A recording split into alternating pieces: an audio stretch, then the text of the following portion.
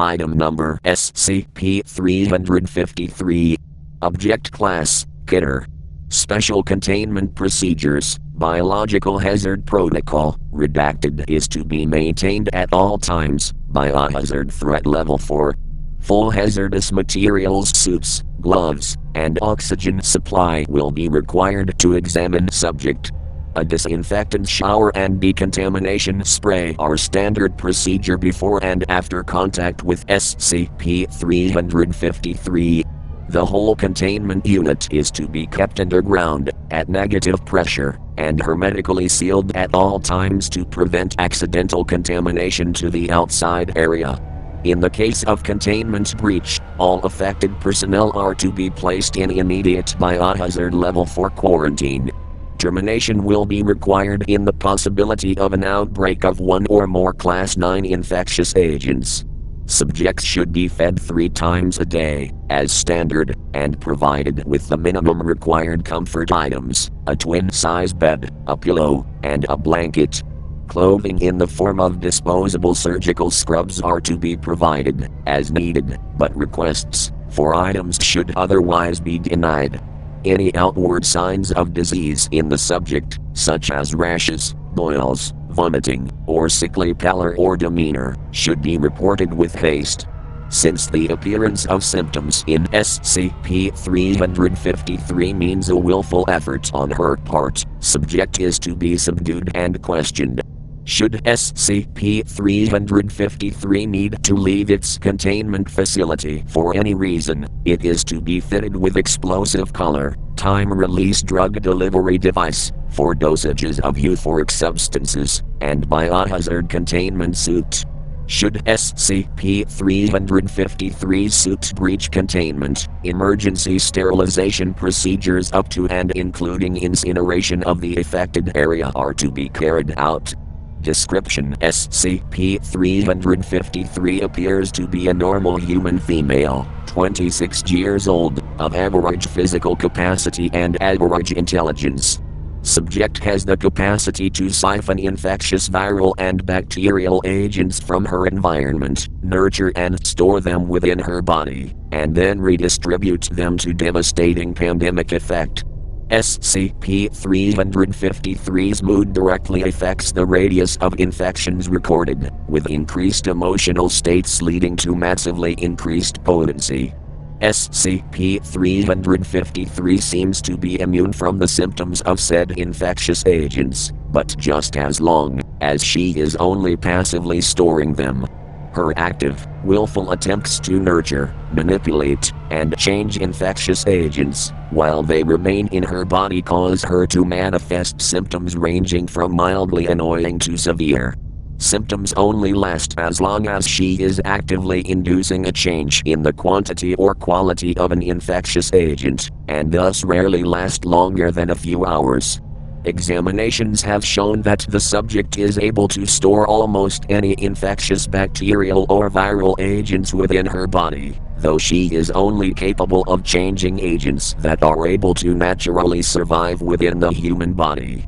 As of the writing of this report, SCP-353's blood contains traces of over 1,000 different infectious agents, including human immunodeficiency virus, HIV, Ebola, Marburg, 67 different strains of the common cold, herpes simplex A, E. coli, cholera, bubonic plague, SARS, and malaria.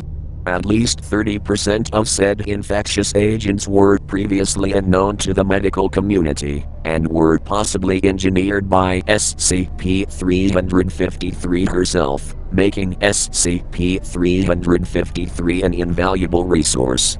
Addendum 35301 SCP-353 was originally encountered in data expunged, South Africa, where she seemed to be deliberately seeking to pick up strains of the Ebola virus.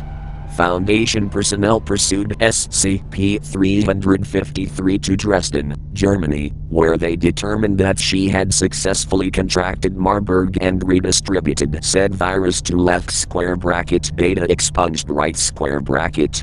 Subject was eventually subdued by physical means and taken into Foundation custody with minimal loss of life. To date, her true identity isn't known, as she gives no name other than Vector and refuses to answer any questions about her past. SCP-353 claims to have traveled the Western world seeking greater infections for her collection. When asked why, she would not give a response aside from, "Because I can." Addendum 35302. Initial testing has shown that she is as adept at manipulating and changing infectious agents in the bodies of nearby subjects as she is at manipulating them within her own body. She seems to prefer to manipulate diseases within her own body, however, as it grants her full access to the results of her manipulations.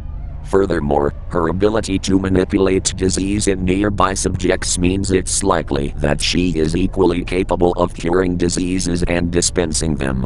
On a different note, personnel are reminded to refer to humanoid SCPs by their numerical SCP designation.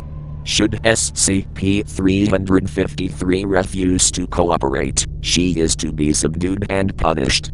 We are not here to make her X-Men villain fantasies come true. Dr. Sarajarvi. Addendum 35303. Given that this girl is a walking time bomb of viruses, I recommend that we trank her, strap her to a table, and give her a massive dose of a ribavirin/interferon/redacted cocktail to flush her system. Drive, redacted. Addendum 35304. Flush her system. Hell no. Did you know that this girl somehow has the original strain of the 1918 Spanish flu, as well as a half-dozen strains of viruses we've never seen? The research possibilities alone drive, redacted. Addendum 35305. Limited research approved. 05, redacted. Addendum 35306. The embrace of this vector persona, including the fixation on the color black for cosmetic purposes, her might makes right attitude, her desire to infect rather than to cure, and her disregard for human life all signal towards extreme malignant narcissism and psychopathic tendencies. Her obvious pleasure in manipulating and controlling diseases within herself despite the often painful symptoms involved are also quite troubling. Requesting approval for psychological examination, counseling or therapy may be useful in reducing her difficult demeanor. Dr. Glass.